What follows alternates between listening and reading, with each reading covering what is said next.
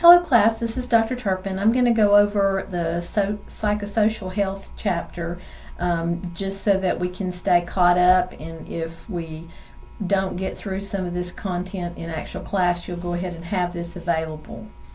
The three key objectives that we want to go over for this section is to explain the relationship of psychosocial factors to overall health and development, identify the factors that influence the development and stability of self-concept, and then to list the psychological and physiological effects of anxiety, because that is one of the more common issues that we come in contact with, particularly in the acute healthcare setting.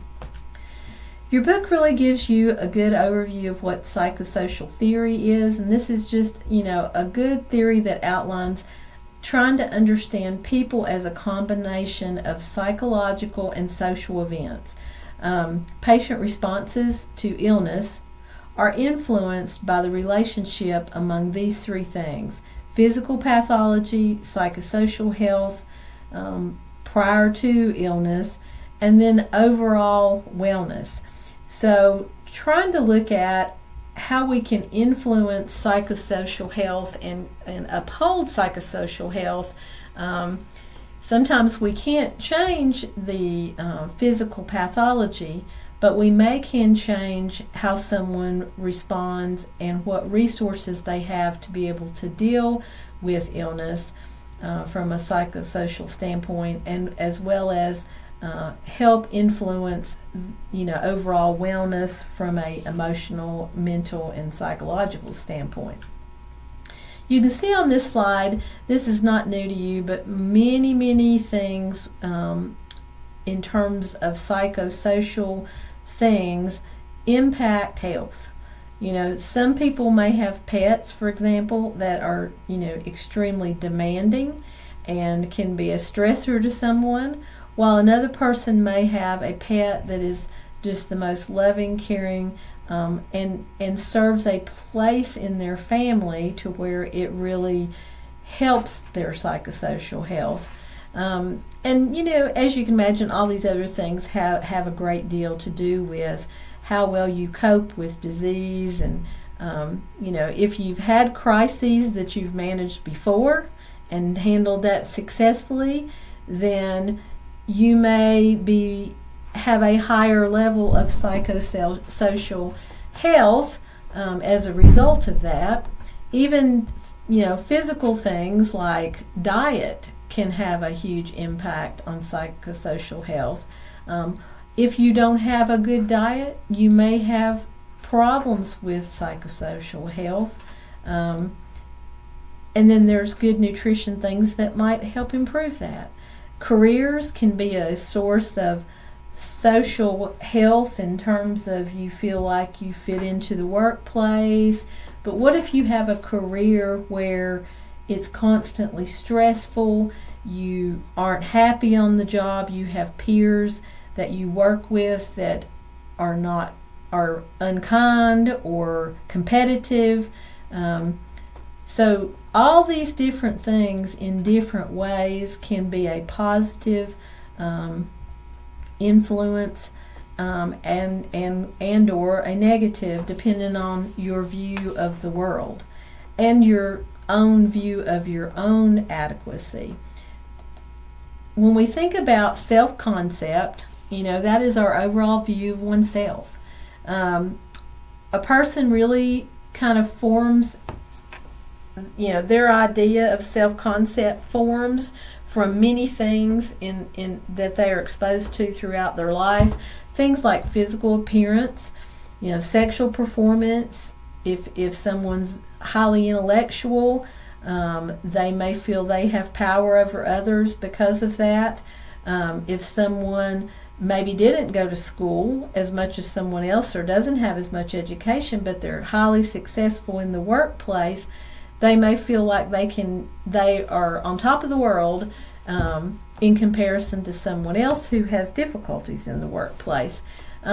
Someone who's a great problem solver and people come to help them solve their worries and problems obviously may have a good self-concept. And sometimes friendships are driven by self concept too. If you don't have many friends, but you have confidence in yourself in many of these other areas, then you may be somebody that is completely independent and doesn't have the need for friendships. Other people may not have some of these other things, but they may be the most loved person in their whole community, and because of that they have a high self-concept. So it depends on the values of the individual and how they see themselves along several of these categories. These are some other factors that really can affect self-concept from an early age on up. By gender, girls tend to identify their self-concept as how well they relate to others. If they approach things more from a team focus, whereas boys from an early age are taught to try to excel from an individual standpoint. So if someone was very insular as a young lady that didn't really relate well to others, they might not have as much of a self-concept. And boys, on the other hand, if they weren't the star on the football team and excelled individually in some capacity, they may see their self not as having as high of a self-concept. Other things like developmental level, people we go in life from being externally guided by our parents to move, developmentally to be more guided by our inner self. And so if we're in a very dependent level of functioning, even though we've grown to an age where we should be more independent, then we may have less of a self-concept of ourselves. We know that socioeconomic status, family, relationships, all can help develop a strong self-concept in someone, or can be very debilitating depending on how well this person views those kinds of settings and relationships that they had. Peer relationships, we know you think about bullying, or people who are very loners that didn't relate to other people very well. They may look at the lack of their ability to have good peer relationships as something is wrong with me, and that's why I don't have good connections and relationships. And then internal locus of control is really, again, are you able to control your own life? You have an inner voice that tells you, successes in your life, and that you're more independent in your focus, then you may have a higher self-concept. These are some other components that really play into self-concept: body image, role performance, personal identity, and self-esteem. And there's, definitions of those to kind of give you a better idea, but I want to talk about some of those a little bit more in detail. Here is one question that you might kind of think through. Here's an elder client that has a daughter who's a vice president of a large company. She's experiencing great conflict in trying to care for her mother while managing her work-related responsibilities. In planning to help the daughter, the nurse focuses on which component of the daughter's self-concept. So when we're trying to determine how do we help somebody that's having some psychosocial dilemmas here, and we know that this woman is a very high-performing position, and now she's put in a setting and a situation in which she has to take on completely different role responsibilities, and perhaps have a significant decline in her self-concept related to role performance at her regular job. It's really kind of easy to look at this and think, well, her biggest issue is going to be decreased role performance where she was a star, and now she's in a new role where she's totally not feeling capable. How would we then as nurses plan interventions and activities with her so that she can gain a higher self-concept of how to handle this new role? while not losing the abilities that she had previously. So B, role performance, is the correct answer there. So it's just kind of thinking about which one of these concepts really would be the best thing to base our interventions and things on.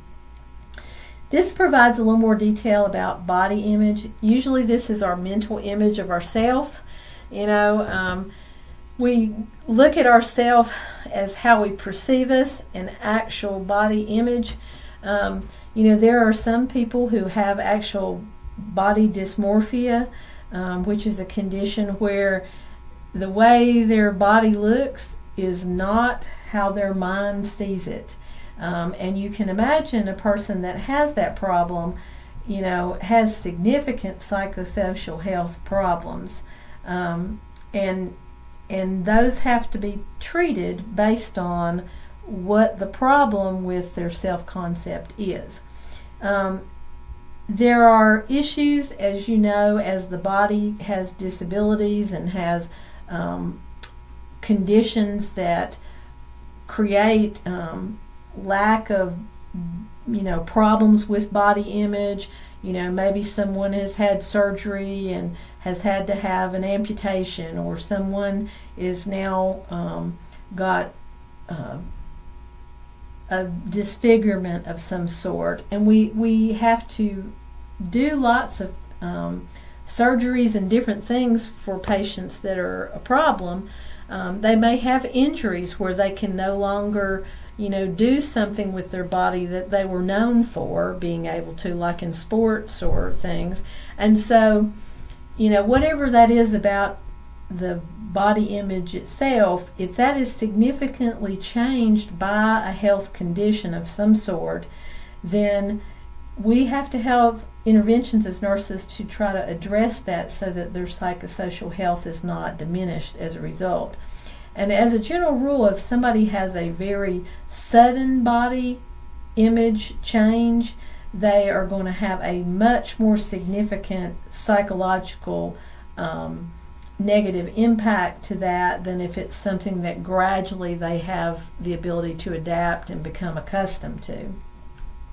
Role performance, we just talked a little bit about in terms of that question, but trying to build up someone's confidence in assimilating, okay, I was in one role and now my health condition will only let me perform certain other roles instead of the ones that I'm known to be stellar at. We have to kind of guide that person to be able to find different ways that they can still be functioning and feel okay with their ability to perform their roles. Personal identity, we view ourselves as a unique human being that's different and separate from other people, and usually our personal identity is relatively constant and consistent, but we're all kind of known for what that is about ourselves that's unique. So imagine the person who has some debilitating disease, and now what they were known for and that made them special is no longer capable of being done or being like that. Then people have to come to grips with a new identity for themselves. Self-esteem, I know you all know how that is. Everybody's got one. But it's how well a person likes theirself. Often we have an ideal idea of ourselves, and then there's really what we really are like. And so kind of coming to grips with that is important, but self-esteem is where you are in the middle. Now, if you have an ideal self that is way high different than what your real self is, then you usually have some self-esteem issues. This is just all the components of psychosocial assessments. You probably see this in some of the electronic health record asks some of these kinds of questions, but these are also some things that you spend a lot of time doing in the unit as you're working with patients to kind of get an idea, like we talked about, family relationships, how connected and how much support do they have outside of the home situation. All very, very important aspects that we have to know about to do the best for planning for their psychosocial health. and planning interventions appropriately.